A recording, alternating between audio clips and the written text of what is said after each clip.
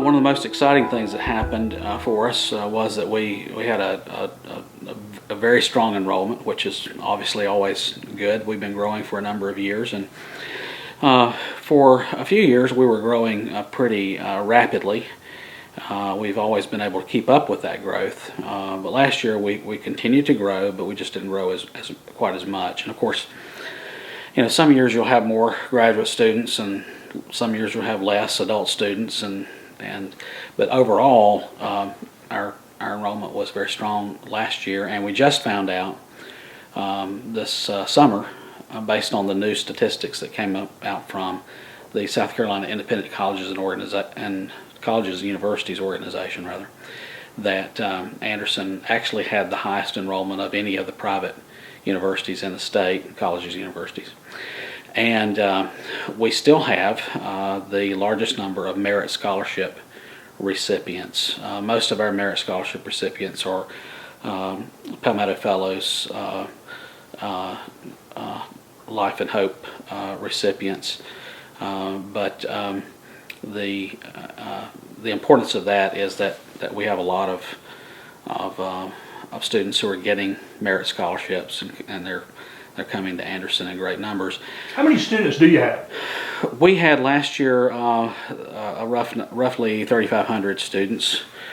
One other thing that I would say, and I think this is a significant accomplishment because we've not ever had this happen before in our history, is that we had more Palmetto Fellows, which is the top scholarship that's provided by the state of South Carolina that students can use anywhere in South Carolina at a public or private university. We had more Palmetto Fellows than every private school in South Carolina except for one.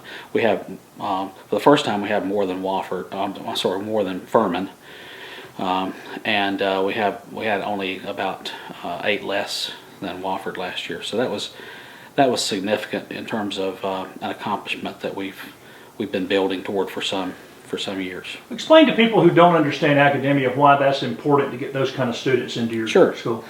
Well, we're very careful at Anderson. We don't present ourselves as an institution that is trying to be an elite institution. In other words, we don't just take the top 1% of the high school class. So we serve a lot of students in the spectrum of academic achievement, so to speak.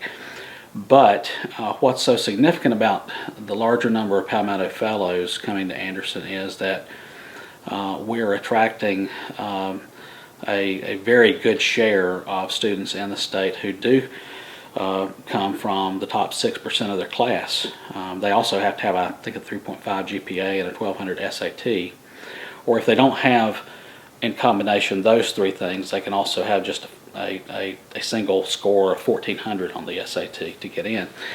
And of course, it's good to have those students here, even though not all of our students are Palmetto Fellows. It's good to have those students here because they're an important part of the mix, and they also help other students succeed, and they challenge other students, and they also challenge the university to be a place that can engage and keep those students interested academically. And so if we can keep those students interested academically, we can keep pretty much everybody interested academically. So it's an important achievement, especially for Anderson. What about some other areas of growth that people may have noticed that around just driving by that y'all have grown here over the past year? Well, one of the things that people in the community tell us all the time is they appreciate how beautiful the campus is, and I appreciate them saying that, because we do really try hard to make this one of the more beautiful places in South Carolina. But I think that certainly we continue to make that contribution to the community. But we have acquired some additional property around the campus. We try to do that when we can do that at a fair price. And this past year we were able to acquire the what people in our community call the Rainey Home, and that's a nice addition. That's become our development office, and we're grateful to the Rainey family for working with us on that. And we've been interested in that home for quite some time because it is right next door to the campus, and it makes a great addition. And so both we and the Rainey family are very happy that we're using that home in that way. And it's a special home. There's not anything quite like it in our county that compares to that. So that was And a the nice Rainey addition. family's been active in the school for a Oh, long time. absolutely. They're some of our best friends and continue to be involved. As a matter of fact, Robert Rainey, one of the children of John and Kelly Stringer Rainey, is serving on our board of regents, and he's helping us with a project this year. We're going to be putting a new fountain on the campus near the student center. It's going to be a bronze, and we're grateful to have his involvement, and his wife Lou, along with John and Julie Miller, who are the four of them are doing that project for us, and we're very excited about that. But they've been great friends for many decades, and so we enjoy that relationship very much.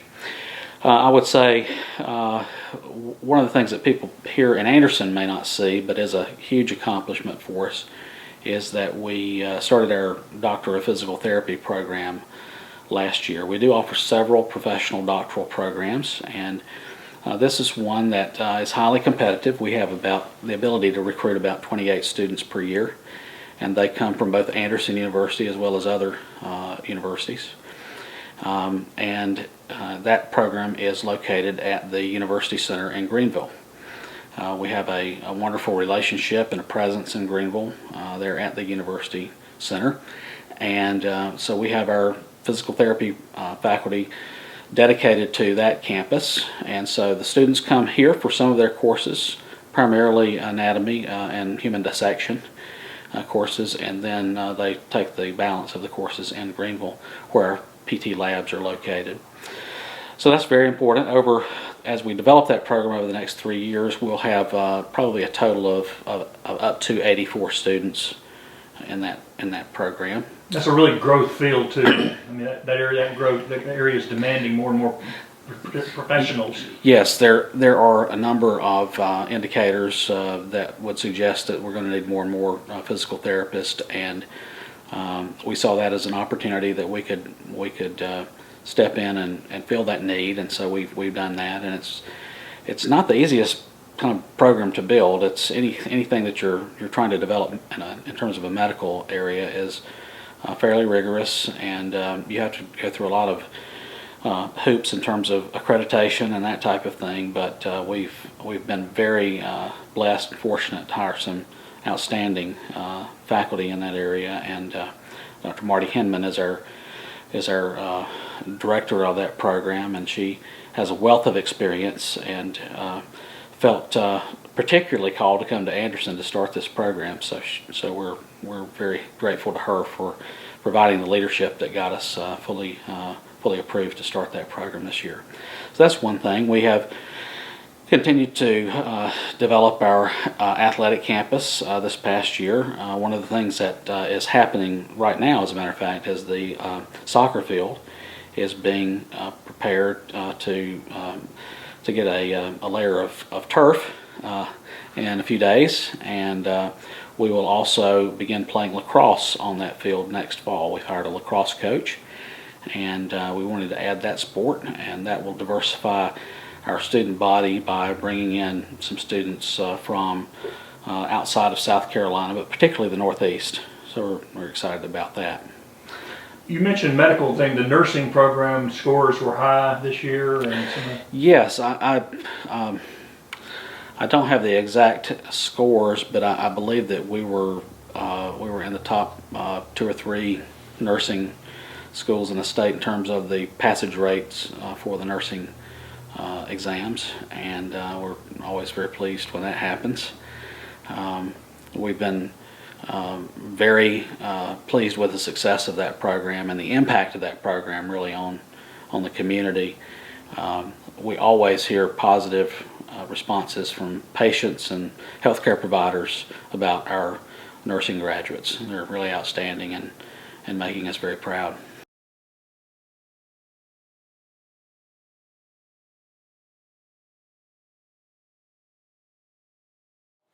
One of the things, as I said, is we'll be building this new lacrosse program, and so that's going to add a lot of excitement to athletics on the campus and just the spirit of the campus in general. We will begin renovation on the old cafeteria that we used to enjoy for over 100 years.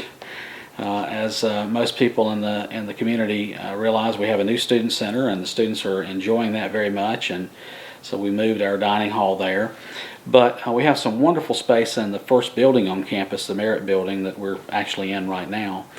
And we're going to take the space that was formerly used by the dining hall, both the seating area, the private dining room that we refer to as the Agnew dining room, as well as the kitchen.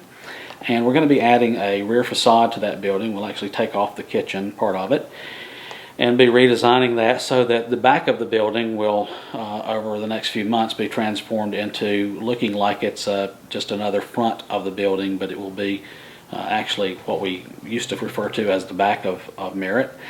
And that's going to be helpful because actually when we built the new student center, we located it in such a way that we could begin to build an internal quadrangle so that we would have academic buildings around a green space, and so that's what we're working on now. And so over time, all the buildings that are facing that internal quadrangle that look like rear entrances will get a transformation. They'll get facades that will make them look like front entrances, and actually will function as well as a front entrance to the building for students coming in from that direction. So that's going to happen this year. We did add a parking garage, not a parking garage, but a parking lot this year. We call it a parking orchard because it has trees and that type of thing in it. But it will house or accommodate rather 196 vehicles. We did remove, I think, 20 spaces on campus that was located toward the interior of the campus. We made that green space, and so I think we netted out about 176 spaces altogether. And everyone from faculty to students, of course, are very excited about that additional parking space on the campus. So that's a good improvement as well. We're constantly looking at new academic programs. That's something that we feel very strongly about, is that we as a comprehensive university, you always have to be evaluating what society needs in terms of educational programs and trying to meet those needs. And of course, Anderson is one of the leaders in terms of the private institutions in particular that makes a lot of its offerings for adult students and graduate students online. So we're constantly looking at the online market and trying to find out what the needs are there, anticipate those needs, and begin to develop programs to meet those needs as quickly as we can respond to them. So we'll be doing that. We'll continue that. And I think we'll have some pretty exciting programs that will be introduced in the next year or so.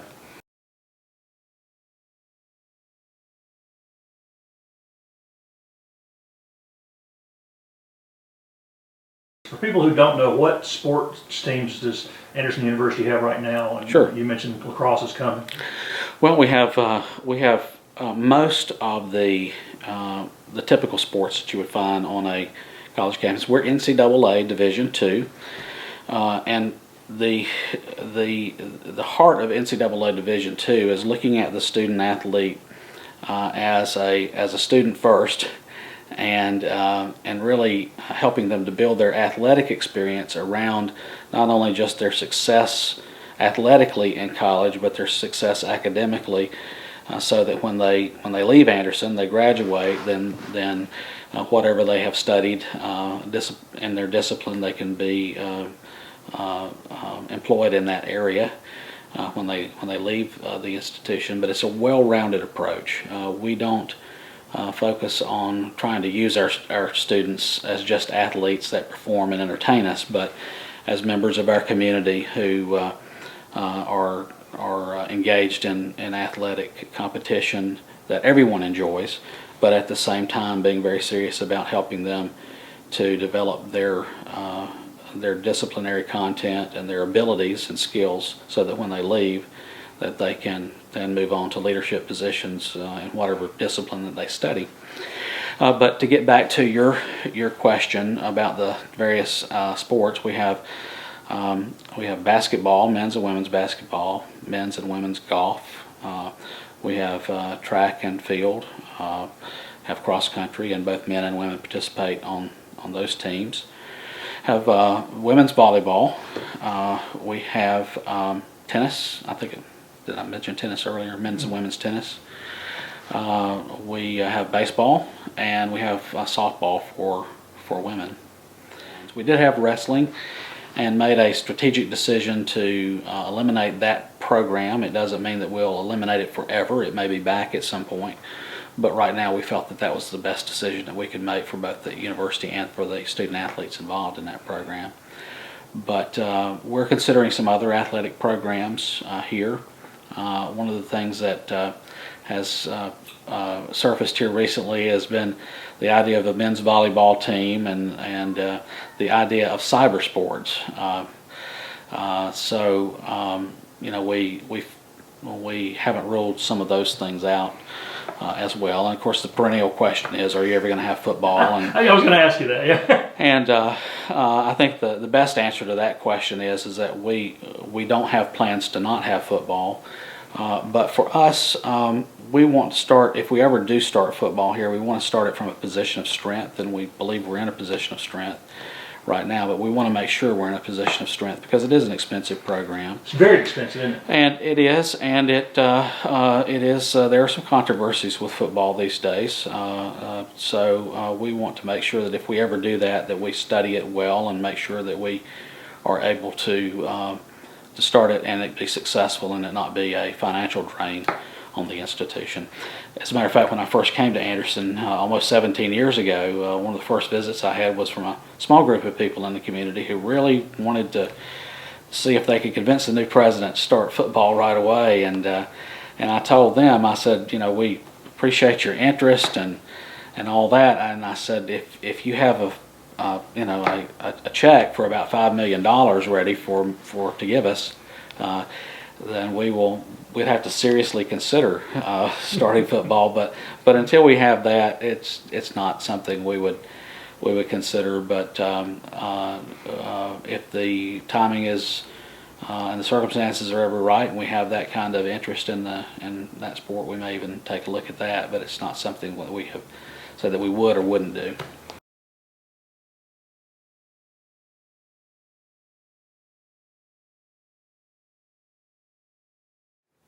It's interesting that you asked that question because sometimes people assume that when you come to a private, particularly a private faith-based institution, that you may not have the same kind of opportunities on that campus that you would on other types of campuses. And so the answer really to that question is that we have more activities on this campus that any student can possibly be engaged in. Any one student can possibly be engaged in. We have events every weekend. We have events every week. We have a very robust student life program. We have staff in the area of student activities, and all they do is plan activities for students. So not every student is going to be interested in every offering of activities each week because we try to meet a lot of interests. But it's an exciting place to be for a student, we think. And we think it's also exciting to be in Anderson. Anderson is not our state's largest city, but it is a very robust and growing city, has a lot to offer, and is very attractive for students. Students these days are more interested in going to a university that has plenty of commerce and restaurants and activities in the area around the campus. Much more so than they've ever been, and so we are blessed to be in a city that is growing and as robust and that welcomes students and treats them well in our community.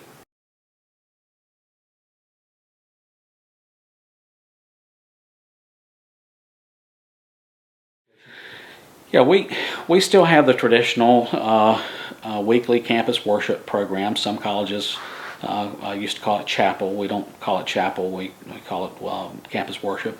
That's every Wednesday at 10 o'clock, and every student has the opportunity to come to that. Every faculty or staff member really has the opportunity to attend that as well. We believe that that's important to give people an opportunity to grow spiritually and be nourished spiritually. It's not something that's forced upon them, but it is something that we want them to have the opportunity to get from their experience at Anderson and from their work experience at Anderson if they're employees. We do require actually students to go to chapel not chapel, but campus worship every week for at least 8 times out of a semester. But we give them the opportunity of choosing when those 8 times will be, so they can decide if they really need to be studying that day, or if they need to be in a worship service. But beyond that, we have lots of activities on campus through our campus ministry division. We have lots of activities that really are not geared toward one spiritual denomination or the other. It's just designed to be a spiritual growth opportunity for students of all backgrounds. And so we'll offer those activities like Bible studies. We'll offer mission trips students go on. That's something that this generation of students is very interested in. They're interested in going and serving, and not just going somewhere and speaking and talking, although that's a big part of it too, but they're interested in going places and helping people. And so some of those opportunities are right here in the Anderson community in South Carolina. Some of them are in other parts of the country, and some of them are in other parts of the world. And so those are tremendous opportunities for students to broaden their own experience while at the same time serving in the name of Christ. And so we're going to continue to support those opportunities as well. But there are a lot of things on campus that happen that are not necessarily orchestrated or programmed by the university. They're just things that students decide to do, like to have a Bible study in their residence hall or in their the home that they're living in the community, and sharing that as a ministry opportunity with the other parts of the campus. So there's plenty to do in that area. Some of it is intentional, some of it is just serendipitous, but the one thing I think that fuels all of that is the fact that we are very sincere about being the Christian university that we were founded to be back in 1911, and even before that, in 1848, Johnson University was the inspiration for Anderson, the founding of Anderson College in 1911. So we trace our history all the way back to that, and it was a Christian institution as well. But we're very sincere about that, and we try to do it in a way that we're not legalistic or dogmatic, but we just are very sincere about it, and we give opportunities to students to grow in their faith if they choose to do that, and it's a very important dimension of Anderson University, and our students really are at the center of that activity.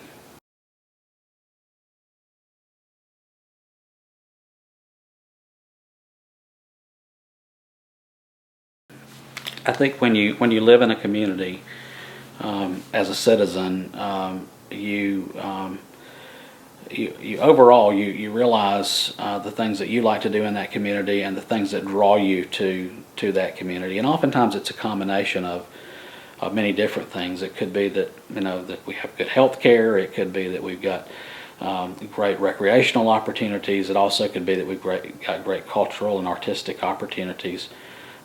It could be that if you're an employer coming to town, you are very much interested in the educational opportunities that exist both at the primary, secondary, and then post-secondary levels. So there are many things I think that contribute to the quality of life for a region, for a city, a county. And I think that the great majority of people in Anderson County and the city of Anderson understand and appreciate and wholeheartedly support the university's presence here. And we're very grateful for that. We feel very supported and very encouraged by our local community, and I'm so very grateful for that. But I think we offer some things that people maybe don't realize, and we have an impact that people don't necessarily, they know that we're here, but they don't really think in terms of, well, what is the economic impact of Anderson, for instance? We've just done an economic impact study. We haven't released it yet, but we will be releasing it here very soon. And we have just found that the new economic impact of Anderson is over $300 million a year, Anderson University. We know, for instance, that if you break that down into small parts of the university, for instance, the residence halls that we have on Boulevard, one of those residence halls over a 4-year period of time will hold students who will spend in this community at least, but probably more than $500,000 a year on goods and services in the city and county of Anderson, beyond what they spend for tuition, room and board at Anderson University, because they buy gas in the community, they buy clothes, they buy entertainment, they buy food. They're consumers of everything, especially coffee. And so they have a huge impact on local businesses in the community to the tune of about $300 million a year. Another thing that we do that people sometimes don't really know, or maybe they assume the opposite, is that we do contribute a good deal to the tax base of Anderson County. There's really only one kind of tax that we don't pay, and that's property tax. We don't pay property tax because we're a charitable organization. But we do pay the other kinds of taxes that everyone else pays.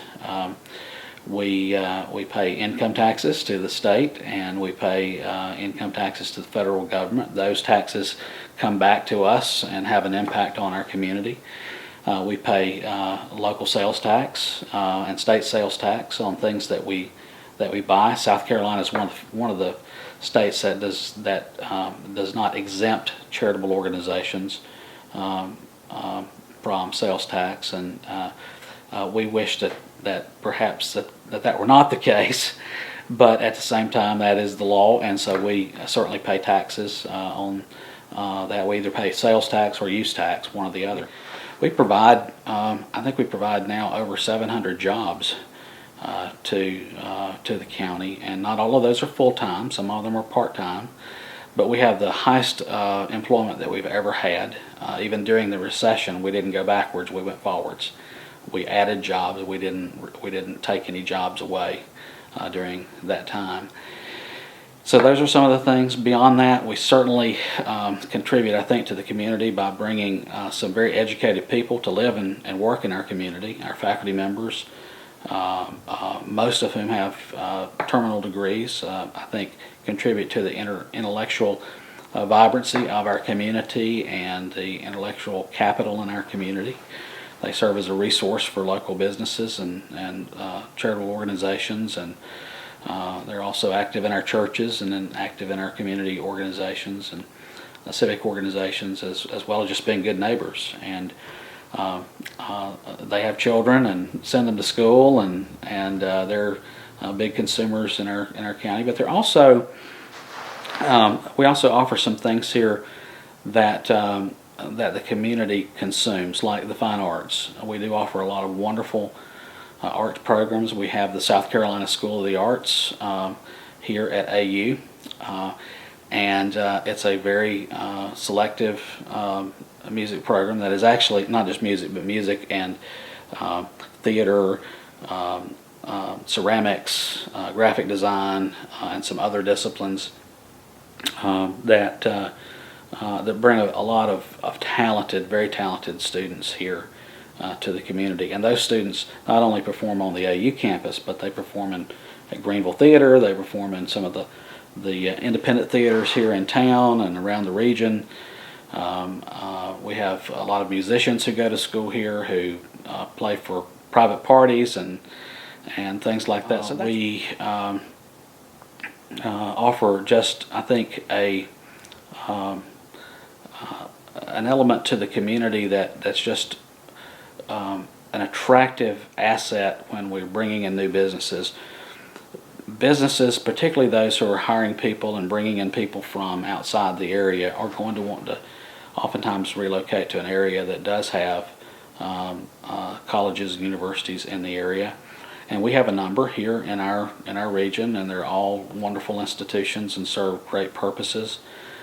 We feel that Anderson University is one of the premier universities that we have, particularly private comprehensive universities. And so we think that that Anderson, the city of Anderson, the county of Anderson benefits greatly from having a very high quality post-secondary institution and right here in the city. There are many cities that would love to have a college or university in them for lots of different reasons.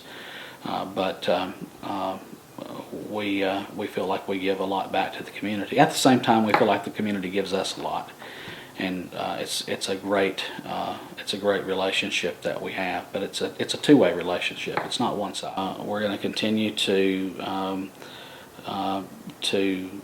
be very committed to the mission that our institution was given over 100 years ago, and that's to be a very high quality academic institution that's faith-based. And we're going to continue to try to be better tomorrow than we were today, and to be a beacon in our community. We emphasize on our campus very much, particularly with our students, but really everyone, that civility is something that is very much needed in society today, and was one of the things that our society was built upon, but is very lacking in many places and dimensions and quarters of society today. And we feel like that's something that we need to do our very best to model. Even though we're a human organization and we are not perfect, we do want to be a good model and a good encourager of high civil standards in our community. And so that's one of the things that I appreciate so much about Anderson University, is that not everyone on this campus agrees about every issue. It could be any kind of issue. It could be a political issue, a theological issue, or just a current events type of issue. We don't all agree, and we don't want everyone to necessarily agree. But we do want to be able to practice the art and the grace of being civil with one another, and being able to disagree with one another without being uncivil. And I think that's one of the ways that Anderson University's students will contribute to a better South Carolina and a better America, and hopefully a better world, is by producing graduates who understand that they are to be independent thinkers. We don't want everyone to think exactly the same, but we do want them to practice civility and the ability to work with others to find win-win solutions for a world that has many great needs.